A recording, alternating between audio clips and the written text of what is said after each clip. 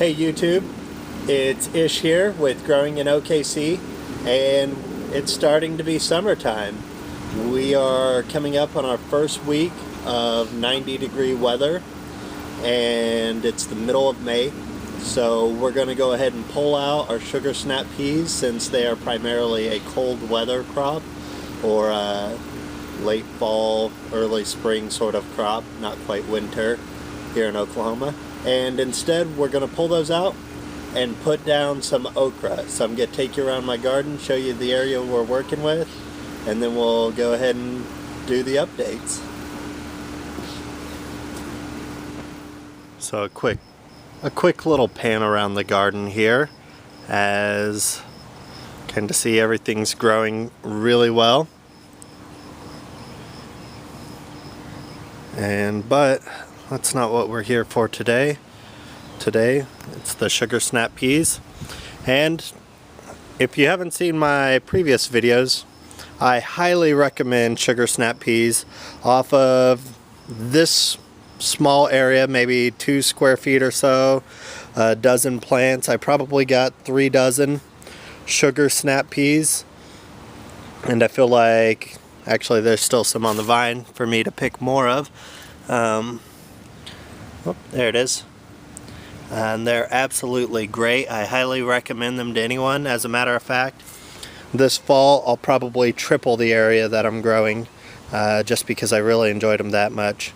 But they're not a hardy. Here, I'll turn around so we can talk to each other. The sugar snap peas just don't do really well in warm weather, and so instead I want to maximize how much food I can grow for my family and dog, and so I want to plant okra in this area. And the great thing about okra is that, especially for us here in Oklahoma, and we're kind of right on the south, the line of what is the south, the more heat you have for okra, the better it's going to grow. The only 2 things it needs is a lot of sun and water, and it will produce, from what some people tell me, each plant will produce 3 or 4 pods of okra a day here. So I'm really looking forward to that, and that's why we've got to pull these peas out now. Okay, so this is our cleared out bed. I'm leaving the 2 jalapeno peppers at this end. And it's kind of hard for you all to tell, but this bed is 2 feet wide by 4 feet long. And these last pepper plants are taking up this last square foot on each end here. So really I've got 3 feet to work with, 2 by 3. Mel says that we can go ahead and plant 1 okra plant per square foot. But, and I want to caution you all on this, a lot of okra plants, unless you buy the genetically modified kind, or if there's an heirloom that I'm just not aware of, have spines on them, kind of like oversized squash or zucchini plants that become like little tiny razor thorns. So you can plant your okra in a square foot method like Mel suggests, but it's going to be very painful for you to pull the okra out of that area. So for the purpose of this bed, we're just going to plant 2 in here, 1 in that top right corner, and then 1 closer to the middle, about a half foot in front of it. That way I have plenty of room to plant, or to get in and pick my okra. Now I'm just gonna take my little hand shovel here. You can see this is the disadvantage really of using the natural soil. This is Oklahoma soil. It's been amended a little bit with some compost last year, but there's still a lot of clay in this soil, and so I'm just digging out a little hole where I want one of my okra plants to go, and I'm just gonna take that soil, take a little bit of worm castings, and we're gonna mix those 2 so that,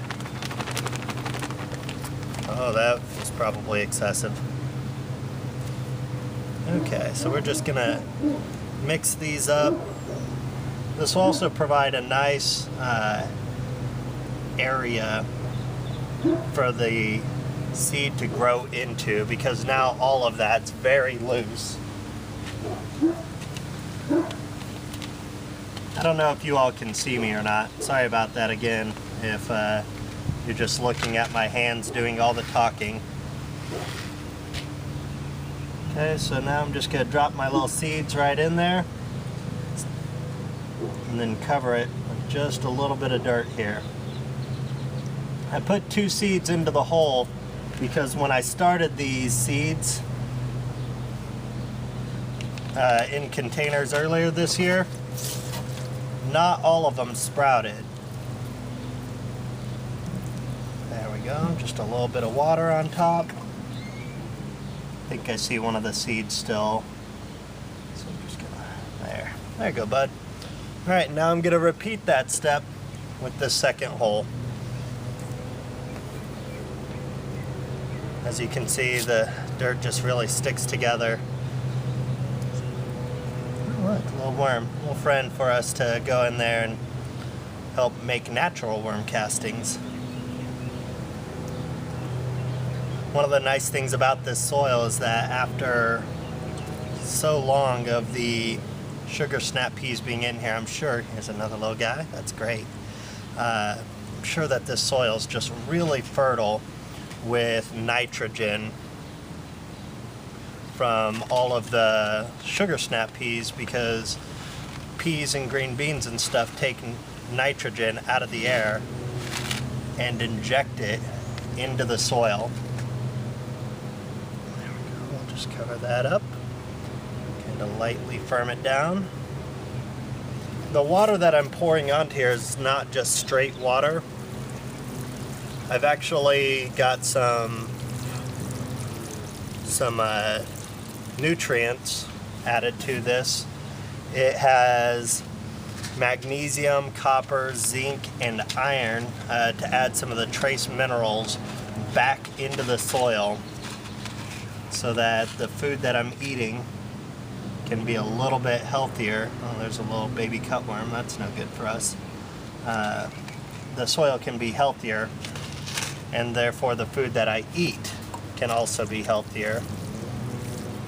Okay, so that's it for transplanting and, well, not transplanting, sorry. That's it for growing this okra.